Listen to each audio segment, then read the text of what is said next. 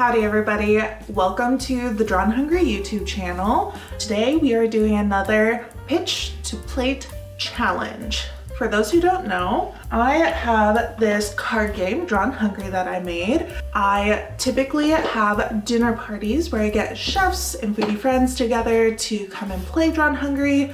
We use the cards to inspire meals that we pitch to a head chef who picks their favorite, and there's lots of just really yummy ideas that come out of playing the game. So what we're going to do today is pick one of the dishes that was pitched in a game and turn it into a real dish here. We're going to try it, see what we think, and I'm so excited that you are going to be here joining me in that whole process. So let's see what we're going to make today. Okay, if you saw the previous episode, we created this guava tamarind cheesecake from Anaya from episode 6 of the Drawn Hungry Dinner Party series. You know who else played that game? Noah Cable from Well Spent Market. There's a really enticing presentation for this beachside picnic. There's a lot in there if you haven't watched it. He presents quite the buffet of options at this beachside picnic. So I was thinking, let's go through, watch his presentation, and I'll probably pick one of the 10 things that he offers up. So let's go ahead, dive in, and we'll see what catches my eye.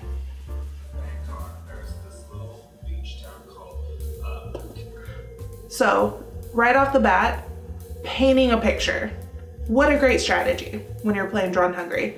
If it's a beachside picnic, pick a beach. Oregon coast beachside picnic is going to be very different from Thailand, south of Bangkok beachside picnic. I appreciate the style points.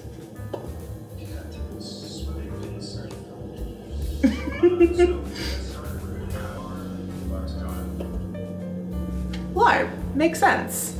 We're talking Asian flavors, we're in Thailand. I think Noah's onto something with this.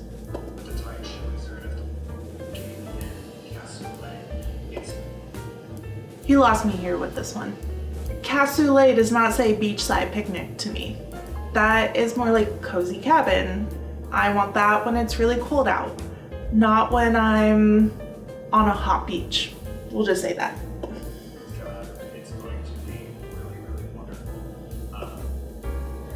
Okay, again, I don't think really beachside picnic in Thailand, crab stuffed ravioli with a sage pesto, but also Noah stole my Dungeness crab card for this round. I remember you used that revenge card against me, Noah. Even though this dish doesn't really make sense in his presentation, it is something that I think would be really good. I also took a pasta making class recently, and I'm super excited to share some of the tips and tricks that I just learned. So that is what we're gonna go with today. First, I took a pasta recipe that I learned from a creator, Pasta Maya. She taught a filled pasta with flair class over at Kitchen Culture here in Portland, and I just learned how to use that recipe and thought it would be perfect to whip it out again. I got some 00 flour. I got the real stuff, weighed out 400 grams, put in 4 eggs. I used a fork to just initially sort of break the eggs up. Once it got going, I started using my hands, slowly incorporating that flour. I used my bench scraper to just sort of get the gunk up off of the surface. Eventually, it really was able to get balled up, and I went ahead and kneaded it for about 10 minutes. Once I was able to press into the ball of dough and it sort of sprung right back up, I knew for sure that it was done, it was ready. I went ahead and grabbed some cling wrap, wrapped that up, popped in the fridge to hang out for a few minutes. Once the dough was in the fridge, I got to work on prepping all my sage. I got a hot pan and I took all the leaves off of the sprigs, and then I put the leaves into the pan, and I have a spray bottle full of salt water that I was spraying them down with. It turned out good. The sage got all crispy without having to use any oil, which I thought was great because there was going to be a lot more oil added in later. Next up, I started on my filling. So we have our crispy sage. Now I got, I think, a 1/4 pound of Dungeness crab lump meat. Pulled those apart so that way it's in manageable little bites. And then I added in ricotta, mashed that all up together. I gave it a taste. It was spectacular, let me tell ya. I went ahead and just covered that up, popped it in the fridge while I got back to work on the dough. I got it out, halved it, then quartered it. This gives you like a nice workable piece. First, you sort of use your fingers to shape the dough into a disc. Use a rolling pin to just get that initial thinness so that way it can get through the pasta machine. I'm using an attachment from my KitchenAid, which is kind of new to me. Start out on the thickest setting, run it through once, and then I sort of reshape the pasta so that way it's just got like more straight, even sides, and run it through the pasta machine one more time. Once I have that sheet, I go ahead and start running it through the pasta machine just one time, then moving the dial one place lower so that way it just gets thinner and thinner, and you'll see that we end up with a super long piece of pasta, and that's just from 1/4 of the dough. So I go ahead and I took the filling, used just a Ziploc baggie, filled it up with the Dungeness crab and ricotta, and piped in 5 little lumps of crab meat, and use the other piece of the pasta there over top. I use this little fluted wooden pasta cutter. I got it at a thrift store years ago.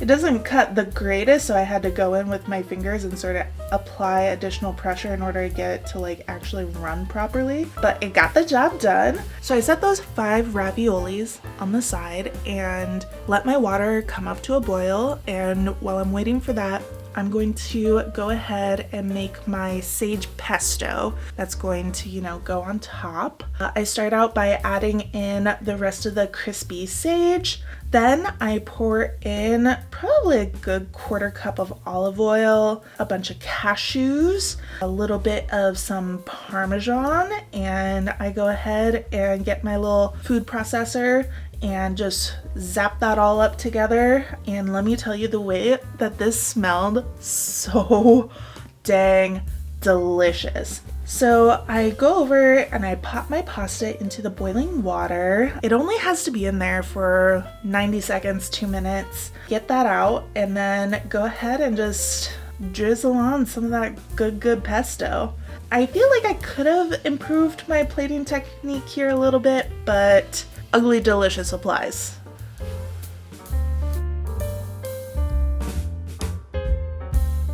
All right, that was a really fun process. I am really excited to try these, but before I get into that, I've made so much pasta before and I've taken a class recently. This is definitely not a beginner recipe. I was flexing a little bit for you guys, but I hope you enjoy it. This is a great example of why you like stop, take a second, taste something, see if you need to make any adjustments. And yeah, let's go ahead and take a bite, see what we think of the final product. The pasta is so nice and delicate. So much crab there at the end. Like, it starts out with the cashews and the pesto, the sage, and the ricotta, and then at the end you just have a mouthful of like delicious Dungeness crab. This is definitely something that I would make again when I'm feeling like bawling out, really trying to impress somebody. I might try to improve my plating a little bit. I think if I thought about it, I could do a little bit better there, if I'm being honest. But yeah, sage pesto with cashews? I'm sure someone's upset by that, but I'm not. One more bite. Could totally be at a restaurant if I'm just tooting my own horn. Noah, I hope I did your meal justice. I hope that this is what you had sort of envisioned when you were presenting your meal. I highly recommend going back and watching that Annihilation episode. It is hilarious, and you will see exactly what I'm talking about with Noah's presentation there. Yeah, I hope that you will go ahead and get yourself a game of Drawn Hungry, play with your friends and family, come up with delicious ideas, maybe go ahead and make one of those ideas a reality. Tell me how it tastes. You can go and get yourself a game at drawnhungry.com, at Uncommon Goods, lots of different retailers across the Portland area, and hopefully many more to come soon.